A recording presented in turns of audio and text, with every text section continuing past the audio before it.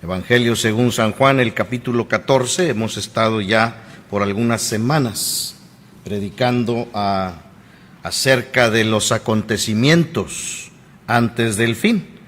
Tenemos la lectura base ahí en Juan capítulo 14 y voy a leer los versículos del 1 al 6. Es un pasaje conocido, sígame ahí con su vista, por favor. Vamos a leer en esta tarde esa porción, si usted tiene a bien hacerlo junto conmigo. Dice así la palabra del Señor: no se turbe vuestro corazón, creéis en Dios, creed también en mí. En la casa de mi Padre muchas moradas hay. Si así no fuera, yo os lo hubiera dicho. Voy pues a preparar lugar para vosotros. Y si me fuere y os preparare lugar, vendré otra vez, y os tomaré a mí mismo, para que donde yo estoy, vosotros también estéis. Y sabéis a dónde voy y sabéis el camino. Le dijo Tomás: Señor, no sabemos a dónde vas, ¿cómo pues podemos saber el camino? Jesús le dijo: yo soy el camino y la verdad y la vida. Nadie viene al Padre sino por mí. Vamos a orar y entramos en el tema en esta tarde. Vamos a hablar acerca de la serie de los acontecimientos antes del fin, y este es el sermón número 4, donde vamos a estar hablando acerca del sexto sello. Oremos. Padre, te ruego que en este tiempo tú me des de tu gracia, me uses, Señor, de acuerdo a tu voluntad, en una forma sencilla, para exponer tu palabra, y Señor, para que tu iglesia y cada cristiano que en este momento la está recibiendo, seamos edificados.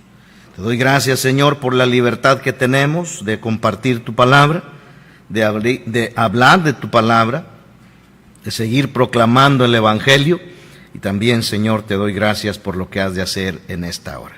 En el nombre de Cristo Jesús. Amén. Estamos hablando, hermanos, de los acontecimientos antes del fin. Y bueno, sabemos que la segunda venida de Cristo se acerca. Todas estas cosas que estamos viviendo nos dan pie para pensar que ya estamos entrando en los últimos tiempos, que Cristo Jesús viene pronto.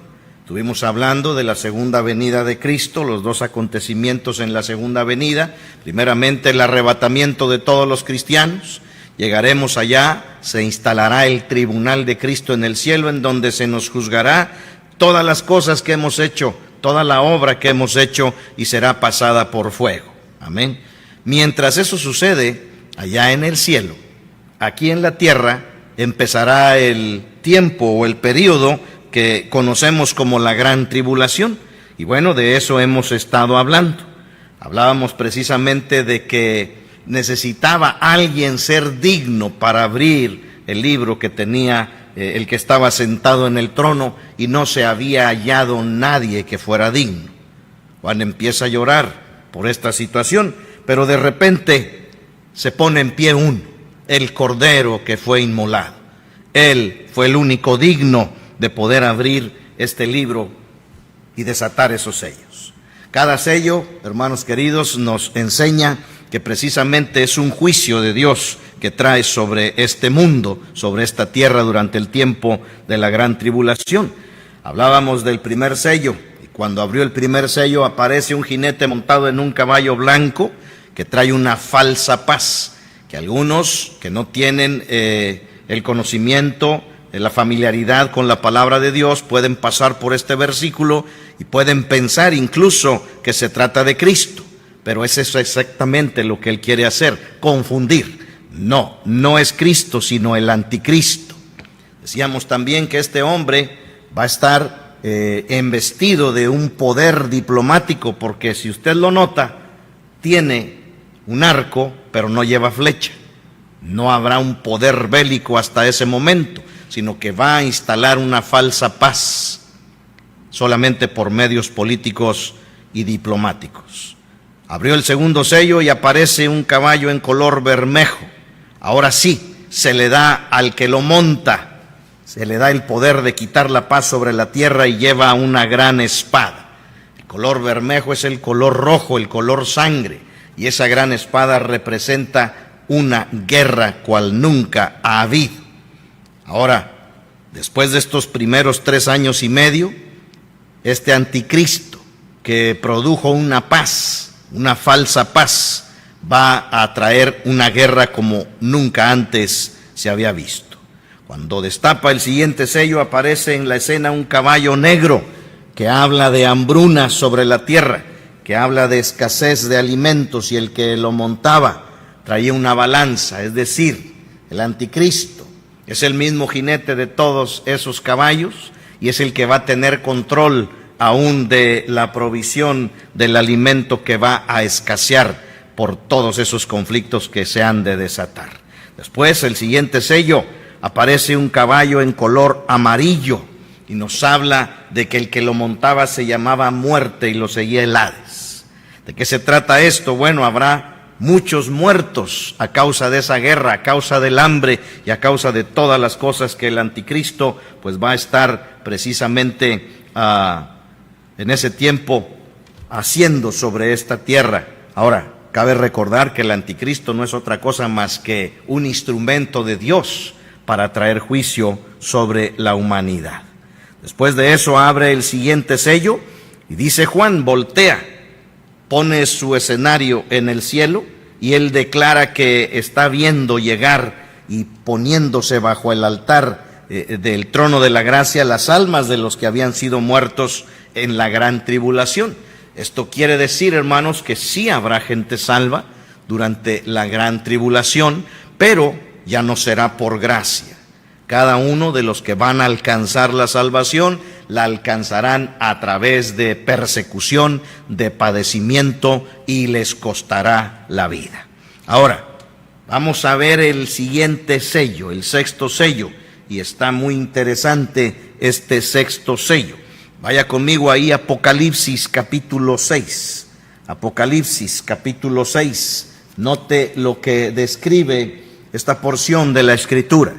Dice el versículo 12: miré cuando abrió el sexto sello, y aquí hubo un gran terremoto, y el sol se puso negro como tela de silicio, y la luna se volvió toda como sangre.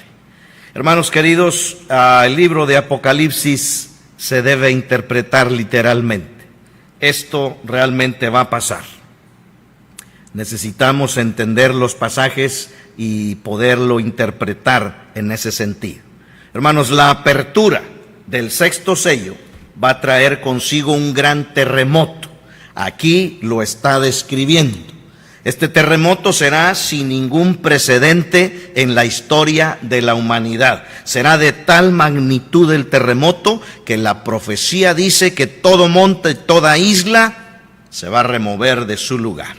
Ahora, la generalidad que caracteriza este terremoto, nótenla, ¿sí? La devastación será a nivel mundial. Hasta ahora hemos visto terremotos locales, y que tembló en tal parte, y que tembló allá, y que tembló más acá. Pero hermano, este terremoto será a nivel mundial. No quedará monte, ni isla, ni ningún lugar del mundo que no haya sido movido de su lugar. Si usted puede recordar, hace algunos años hubo un tsunami tremendo, asiático, de allá en Asia. Y bueno, la noticia fue que había variado el eje de la Tierra, se había movido de su lugar. Algunas islas también se movieron por pocos centímetros de su lugar. Ahora, imagine, ¿cuántas veces más potente será este terremoto del sexto sello? Puesto que no dejará lugar donde no haya devastación. Y resulta, hermanos, interesante notar que la profecía, como lo acabo de decir, no habla de una sucesión de terremotos que van dando en diferentes lugares, sino habla de un gran terremoto que sacudirá simultáneamente el mundo. El terremoto de alcance mundial y devastación universal profetizado aquí en Apocalipsis 12 no es el único terremoto que se profetiza en Apocalipsis. Noten, hay otros terremotos que van a estar surgiendo durante ese tiempo. Así es que la devastación será enorme, total. En Apocalipsis capítulo 8 nos habla de un segundo terremoto en este período de la gran tribulación. En Apocalipsis 11:13 nos habla también de un tercer terremoto, y en Apocalipsis 16:18 también se profetiza un terremoto tan grande cual no lo hubo jamás desde que los hombres han estado sobre la tierra. Entonces la devastación será terrible. Tenemos entonces que el terremoto del sexto sello no será el más severo, pero sí será mucho más severo que cualquier otro que haya vivido la humanidad en cualquier generación. Dios reservará, hermanos queridos, un terremoto mayor para el final de la tribulación, y este terremoto mundial pondrá fin, ¿sí? Y tendrá un efecto terrible. Allá en Apocalipsis 16:20 también nos dice que toda isla huyó y los montes no fueron hallados. Es decir, no se volverá a conocer la tierra como hasta ahora se conoce. Ahora, nos dice ahí, volviendo a Apocalipsis 6:12, donde estamos predicando en este momento: miré cuando abrió el sexto sello y he aquí hubo un gran terremoto. Pero note lo que pasa. El sol se puso negro como tela de silicio y la luna se volvió toda como sangre. Hermanos queridos, si es que habrá una alteración en la naturaleza y en el cosmos. Esa es la verdad. Esto es lo que va a estar pasando en esos últimos tiempos durante la tribulación. Hermanos, hay algunos, incluso cristianos, que predican y enseñan que ya estamos en la gran tribulación. Eso son mentiras. Todo lo que se describe en la Biblia acerca de la gran tribulación todavía no ocurre. Sí, se están describiendo los tiempos antes del fin, que están concordando exactamente con los tiempos que estamos viviendo en esta generación, en este tiempo y en este contexto. Pero nada se compara con lo que va a ocurrir realmente durante la gran tribulación. En la gran tribulación, vuelvo a repetir, habrá alteraciones en la naturaleza y en el cosmos como jamás ha habido. Noten, sigo leyendo ahí en Apocalipsis 12, dice: y el sol se puso negro como tela de silicio y la luna se volvió toda como sangre. ¿Por qué, hermanos? Bueno, el polvo por el terremoto, al derribar edificios, casas habitación, al abrir y separar placas tectónicas, al abrir volcanes y ponerlos en erupción, opacará y llenará el cielo y opacará la luz del sol. Sabemos, hermanos, que el silicio es la ceniza o el polvo fino en color oscuro o gris. Ese polvo fino estará en toda la atmósfera y se oscurecerá y filtrará en gran manera la luz solar. Ahora, dice también que la luna se volvió toda como sangre. La luna fue una luna roja.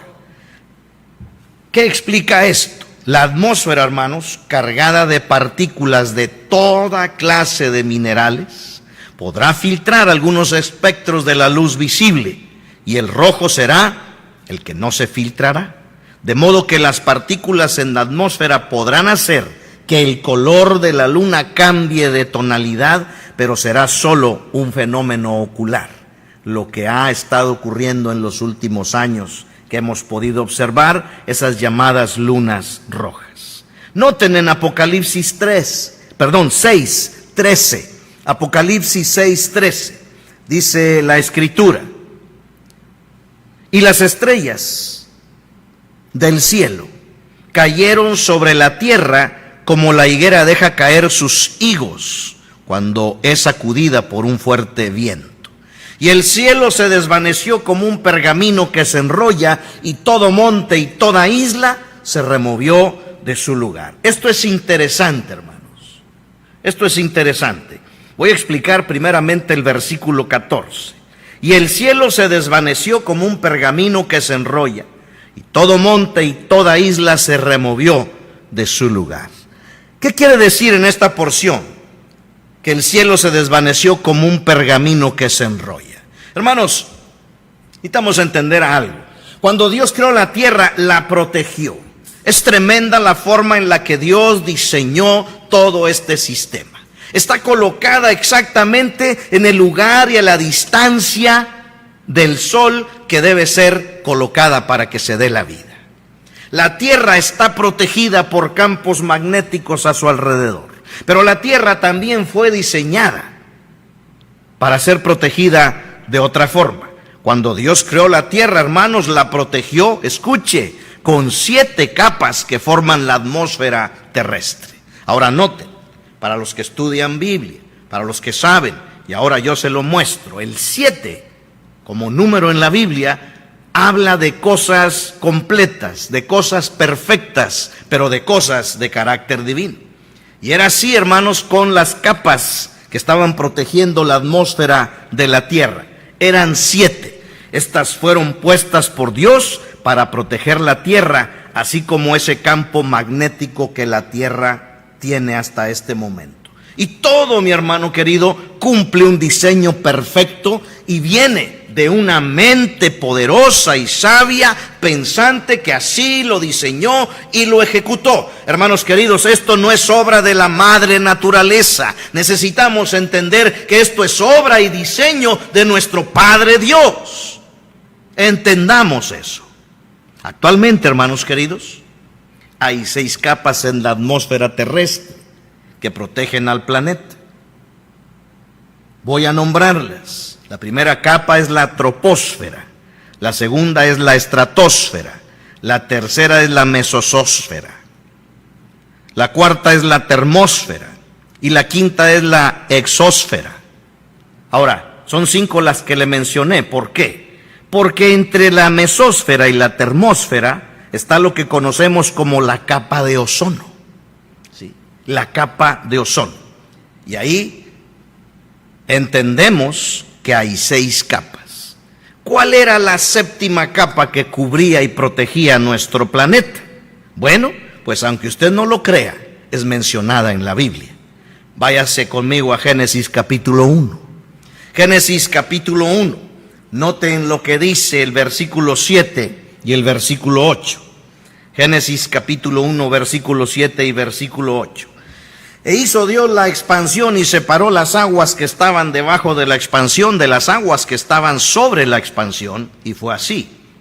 Y llamó Dios a la expansión cielos, y fue la tarde y la mañana del segundo día. Hermano, ¿dónde dice? Déjeme decirle que esa 7ª capa era una capa de agua que rodeaba a nuestro planeta. Voy a leer nuevamente esta porción. E hizo Dios la expansión. Cuando dice expansión nos habla del cielo, amén. Y separó las aguas que estaban, noten, debajo de la expansión, las aguas que estaban debajo del cielo, de las aguas que estaban sobre la expansión. Entonces, ahí tenemos, está nuestro planeta, y Él separó las aguas que estaban sobre la expansión de aquellas que estaban arriba de la expansión. Separó las aguas que estaban debajo del cielo de aquellas que estaban sobre el cielo. Entonces esa 7ª capa era una capa de agua. Y esa capa de agua protegía y formaba algo que se conoce como efecto invernadero.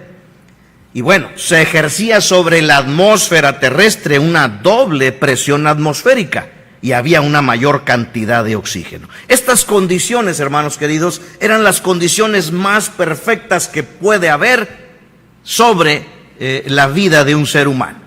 Los hombres, hermano, en ese tiempo no envejecían de igual forma que nosotros, ahora que ya no estamos, que ya no está esa capa de protección. ¿Por qué? Lo que hace que nos arruguemos, hermano, y que la piel se arrugue son los rayos ultravioletas. Así es que si a usted le gusta mucho irse a la playa y a solearse, cuidado, ¿sí? Cuidado.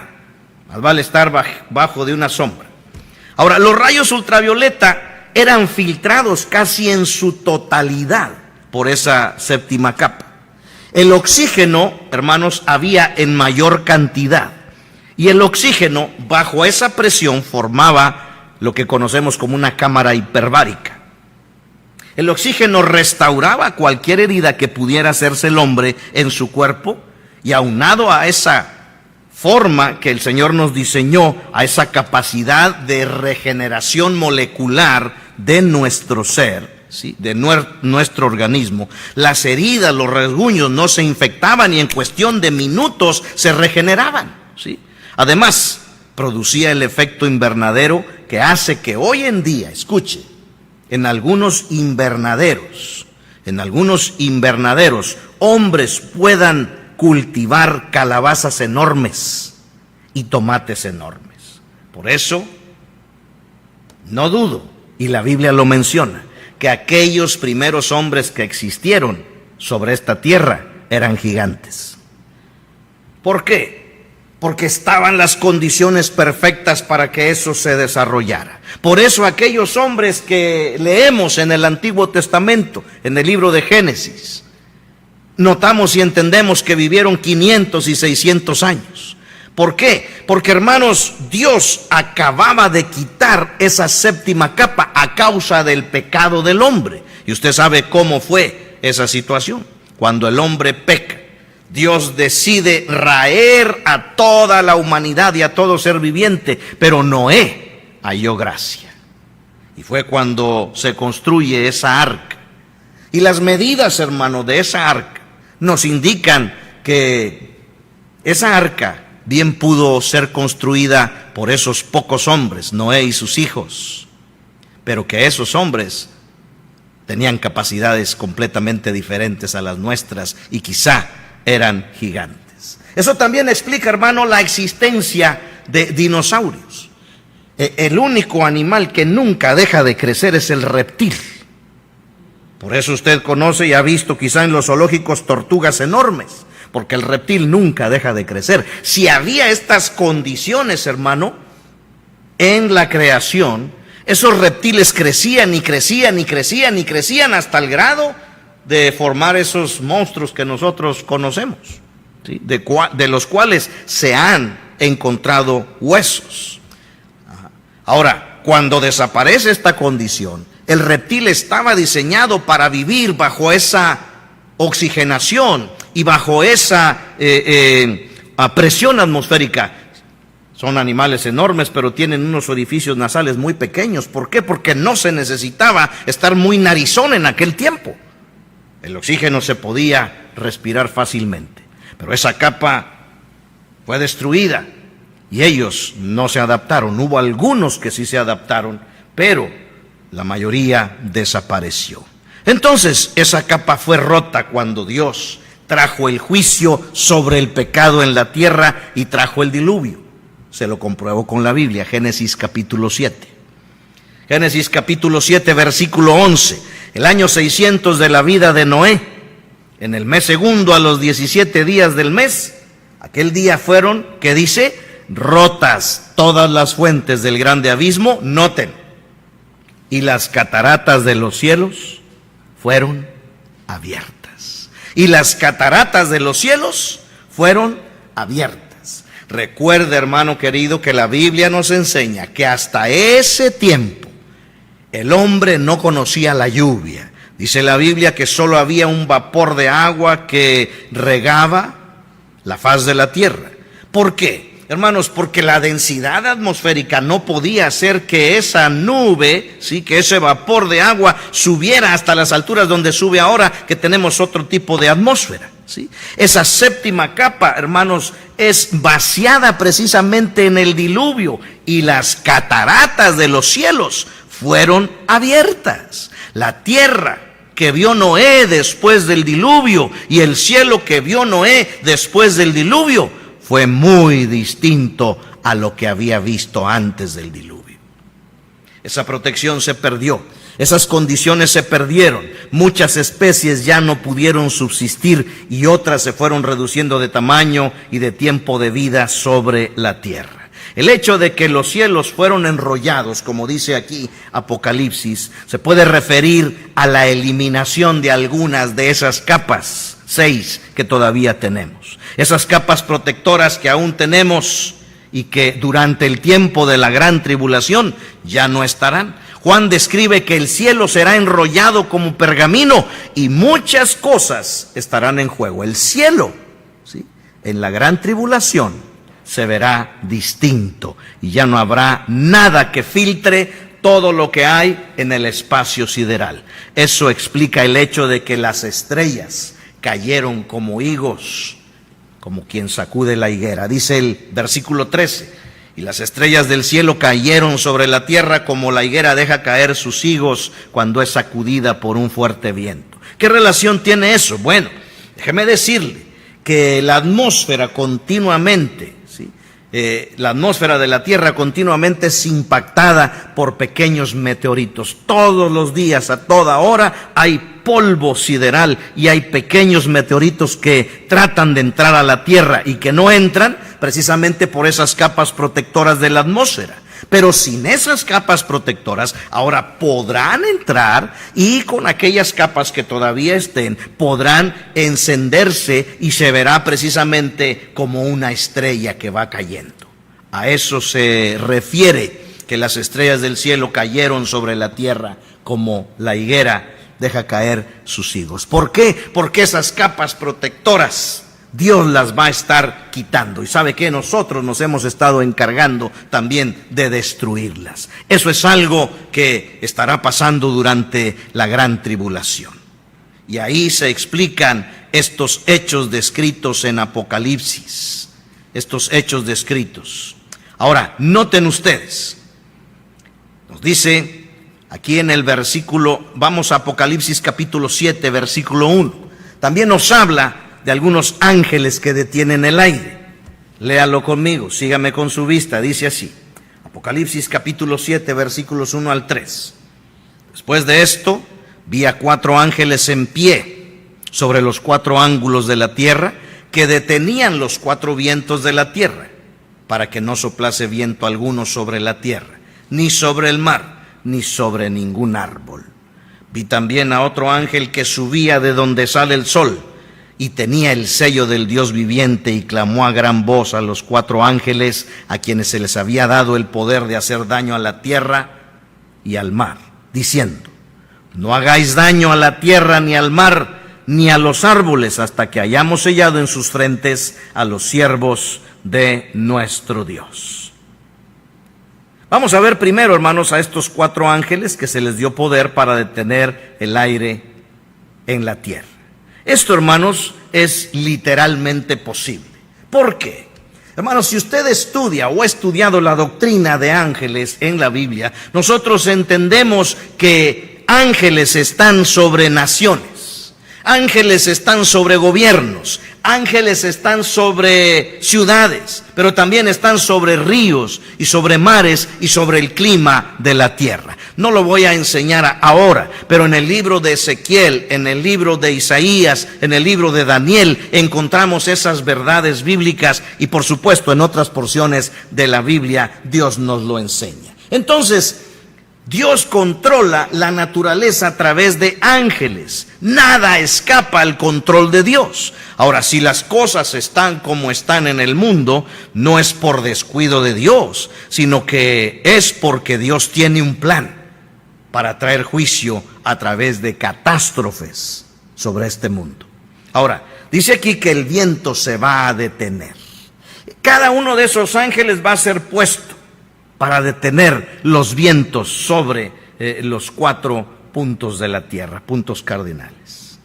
Ahora, ¿qué va a pasar con esto si no hay viento, literalmente? Dificultaría, número 1, la reproducción de la hierba y de los árboles. ¿Sí? ¿Por qué? Muchos de los árboles y mucho de la hierba se efectúa por la polinización y el viento es el que lleva a esto. Entonces, habrá desierto sobre la tierra. No va a haber reproducción de la hierba ni de los árboles. Aves no podrán volar. Aviones, si los hubiera, no podrían volar. El oleaje del mar no se llevaría a cabo. ¿Y en qué afectaría eso? Bueno, pues habría muerte de muchos organismos biológicos que viven en el mar, no solo de los peces, sino de todas esas plantas y organismos que necesitan del oxígeno en el agua. No se podría oxigenar el agua del mar. El agua, escuche, se estancaría, se echaría a perder por la descomposición de esos seres muertos y bueno, habría olores fétidos en todos los mares de la tierra.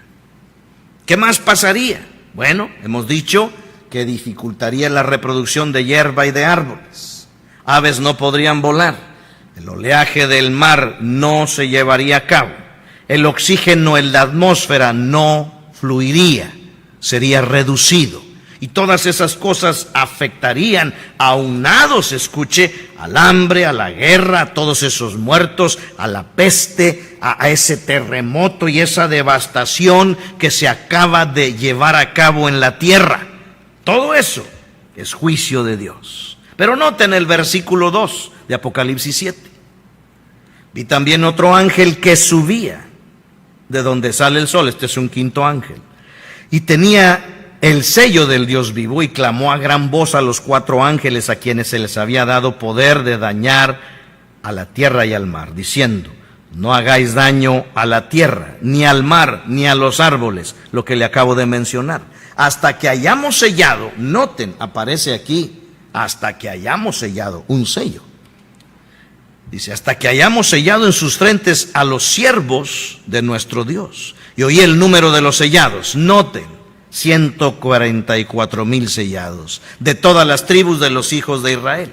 Ahora, este ángel corrobora lo que acabo de decir. El hecho de que detengan el aire va a afectar a todas estas cosas. Pero este último ángel viene con una encomienda muy especial. Detiene ese juicio. Y lo detiene, ¿por qué? Porque él mismo va a sellar a los siervos de Dios. Y menciona el número de los cuales serán sellados, 144,000 sellados. Ahora, aquí hay controversia. Aquí aparecen esos 144,000 que han causado controversia. Este tema, ¿sí?, de los 144,000 ha sido mal interpretado por aquellos que han sacado fuera de contexto y han interpretado lejos de toda luz una interpretación correcta de este pasaje.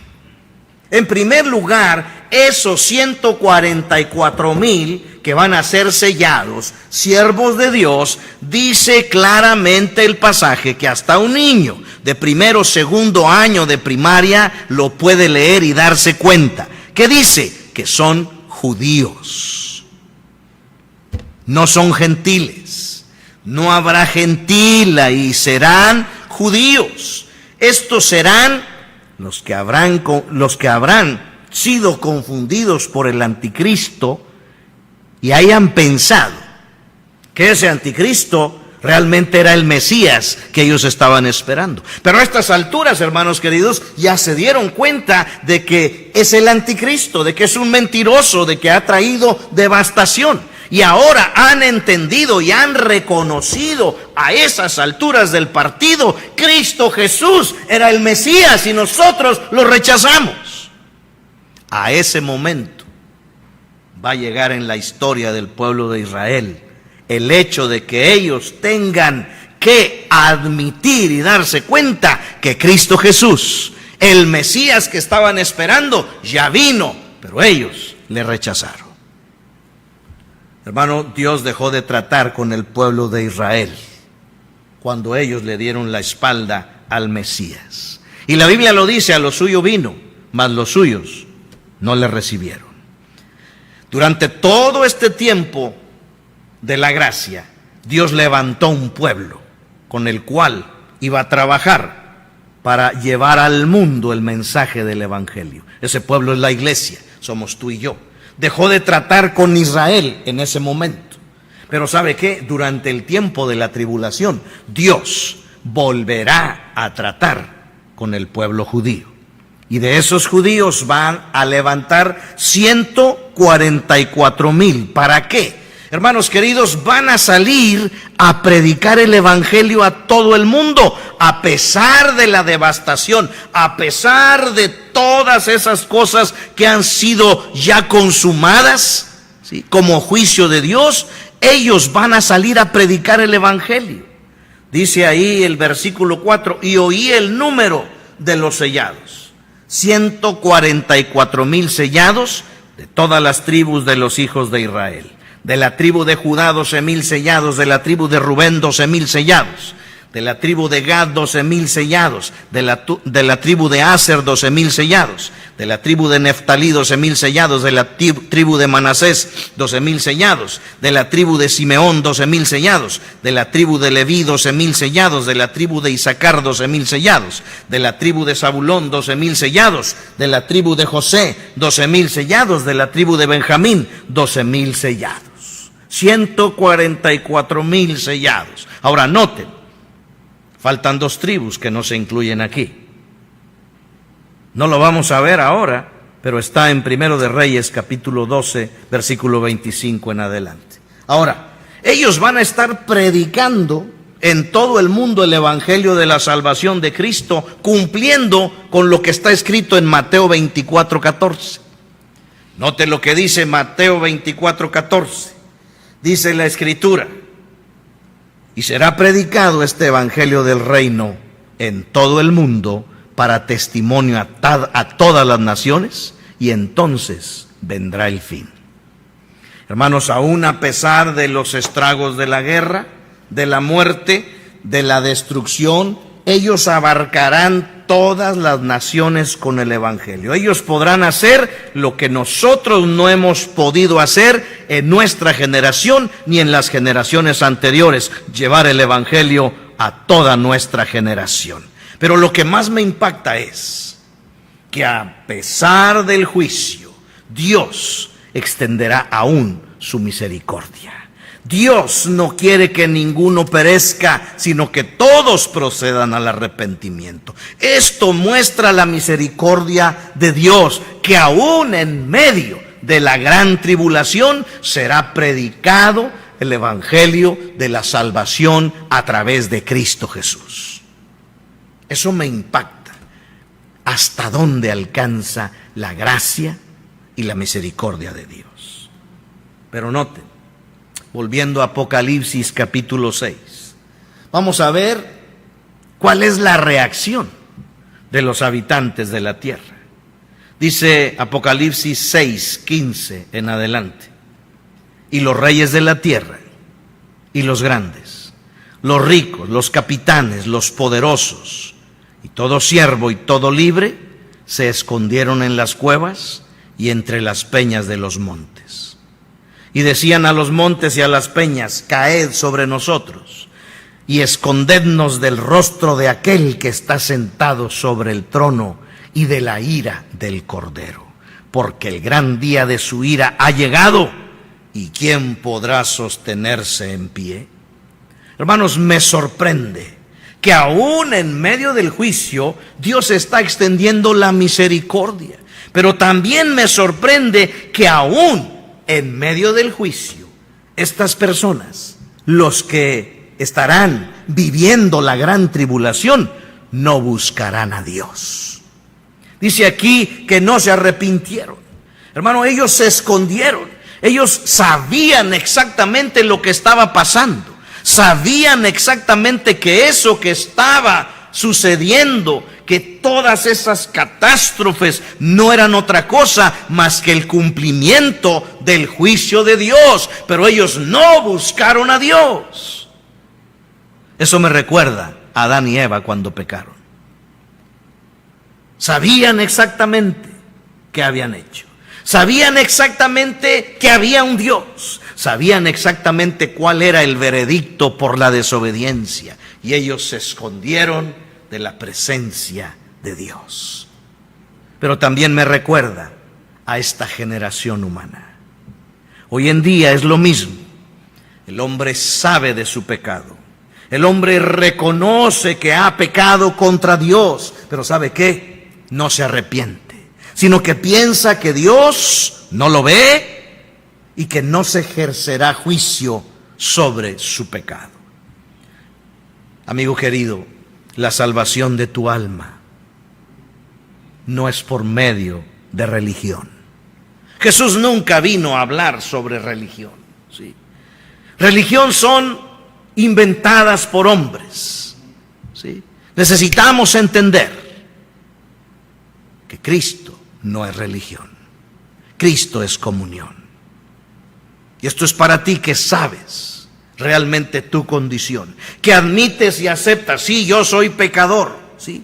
Pero no quieres arrepentirte, que sabes y aceptas y entiendes que el único que puede perdonar tus pecados es Cristo Jesús, pero le rehuyes, que se te ha testificado vez tras vez tras vez y se te ha invitado a que hagas la mejor decisión de tu vida, de arrepentirte de tus pecados y recibir a Cristo como tu Salvador personal, pero tú todavía estás aferrado a buenas obras, a una religión, a ser una persona moralmente buena, pero déjame decirte que nada de eso salva. Porque el único que salva es Cristo Jesús. La única obra que Dios va a tomar en cuenta para la salvación es la obra que hizo Cristo cuando fue a la cruz y derramó su sangre y fue molido por nuestros pecados.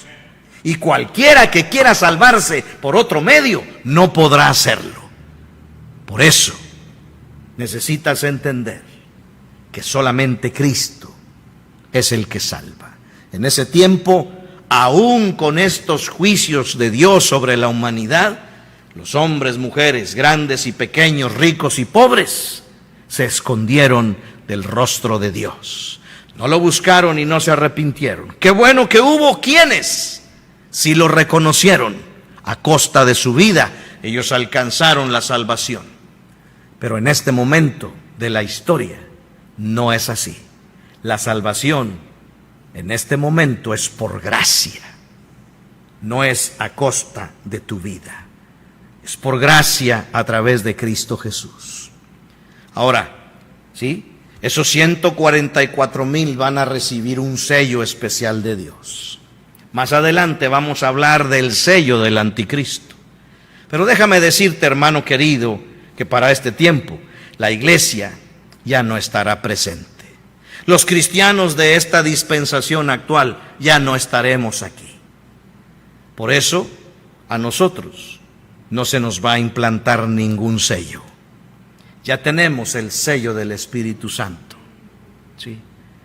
Por más cerca que estemos, por más planes que haya en la humanidad de implantar un sello para identificación, de implantar un sello para un seguimiento médico, ¿sí? O de implantar un sello para cualquier situación que en el mundo se requiera, déjame decirte que para ese tiempo la iglesia ya no va a estar aquí. ¿Qué quiere decir eso? Quiere decir que estamos a tantito así de que Cristo venga. Así, a tantito así. No tenga temor, hermano. Seremos arrebatados y estaremos en un lugar precioso, ¿sí? Pero hay de aquellos que no se han arrepentido, pero hay de aquellos que no han recibido a Cristo como su Salvador personal. Están a tantito así de quedarse y de ver en las redes sociales, de ver en las noticias quién se va a levantar como líder mundial y establecer una falsa paz, con un gobierno mundial. Ya hay plataforma para eso, con una sola moneda, con un solo gobierno, y será muy tarde. Se acabará la gracia. Todas estas cosas están a punto de suceder y sucederán. Yo te animo que si en esta tarde tú no estás 100% seguro de que si viene Cristo vas a ser arrebatado, aceptes a Cristo como tu Salvador personal. Y yo te animo, hermano querido, a que mientras eso sucede, vivamos en una fe, vivamos en una forma íntegra delante de Dios, porque Cristo viene y viene pronto, con los ojos cerrados, el rostro inclinado. Vamos a tener una invitación en esta hora. Hermano querido, dale gracias a Dios por tu salvación. Dale gracias a Dios por la salvación de tus seres queridos. Dale gracias a Dios si tú estás seguro en Cristo. Que el día que la muerte te alcance o Cristo venga, no vas a presenciar ninguna de estas catástrofes terribles. Estarás en la presencia del Señor. Voy pues a preparar lugar para vosotros. Y si me fuere, vendré otra vez y os tomaré a mí mismo, para que donde yo estoy, vosotros también estéis. Ya hablaremos del cielo y esa ciudad celestial llamada Jerusalén, la celestial. Pero en esta hora, si tú no estás seguro, si tú nunca has sido salvo, si tú tienes una religión, si tú eres una persona moralmente buena, déjame decirte que necesitas la seguridad que solamente Cristo da. ¿Cómo se puede obtener esa seguridad? En primer lugar, arrepintiéndonos de nuestros pecados. Cristo Jesús es el único que puede perdonar todos nuestros pecados, pasados, presentes y futuros. Tú necesitas creer eso y pedirle perdón a Él. Arrepentirte de la causa que pone en un riesgo de condenación eterno a tu alma. Número 2, tú necesitas recibir a Cristo como tu Salvador personal. No solamente es saberlo, no solamente es creerlo. Los demonios creen y tiemblan. Tú necesitas recibirlo por fe en tu vida, en tu corazón. Y en ese momento el Espíritu Santo entrará y hará morada en ti. Si tú quieres hacer esa decisión, cierra tus ojos, habla con Jesús y dile estas palabras desde el fondo de tu corazón, de una manera honesta, en una manera genuina, arrepintiéndote verdaderamente de tus pecados. Dile: Señor Jesús, yo reconozco que he pecado delante de ti y en este momento me arrepiento y te pido perdón por mis pecados. Señor Jesús, gracias que cuando fuiste a la cruz, el castigo que recibiste era el que yo merecía. Tú lo tomaste en mi lugar. Ahora yo, Señor, te reconozco y te acepto como mi único y suficiente Salvador. Ningún otro mediador entre Dios y mi persona, sino solo tú. Te recibo como mi Salvador personal y te pido que vengas a morar dentro de mi corazón. Perdona mi pecado, limpia mi maldad y dame la vida eterna. Dame esa salvación que tú pagaste con tu sangre cuando fuiste a la cruz. Te lo pido desde el fondo de mi corazón. En tu nombre, amén. ¿Cómo nos gustaría saber si hubo alguien que nos está sintonizando en esta hora que dio ese paso de fe? Escríbanos por favor ahí y déjenos saber si usted acaba de hacer esta oración y tomó esta decisión. Vamos a terminar la invitación con esta oración. Todos orando, por favor. Gracias te damos, Padre, por tu palabra, porque en ella nos dejas ver los acontecimientos antes del fin. Y entendemos que estamos entrando ya a ese tiempo. Ayúdanos a estar preparados. Ayúdanos a vivir esa vida cristiana delante de ti en una manera correcta. Pero sobre todo, Señor, ayúdanos a realmente entender nuestra condición. Y si alguien que ha vivido en la iglesia, que conoce la Escritura, todavía no tiene esa seguridad de salvación, Señor, dale esa sabiduría para que pueda alcanzar la salvación. Gracias porque en ti estamos protegidos. Gracias porque en ti tenemos la promesa de que ausentes del cuerpo, presentes con el Señor. Gracias porque en ti sabemos esa palabra fiel: en la casa de mi Padre muchas moradas hay. Gracias por la salvación que nos das, Señor. Bendice, Señor, en esta hora cada decisión y obra en cada necesidad, en el nombre de Cristo Jesús. Amén.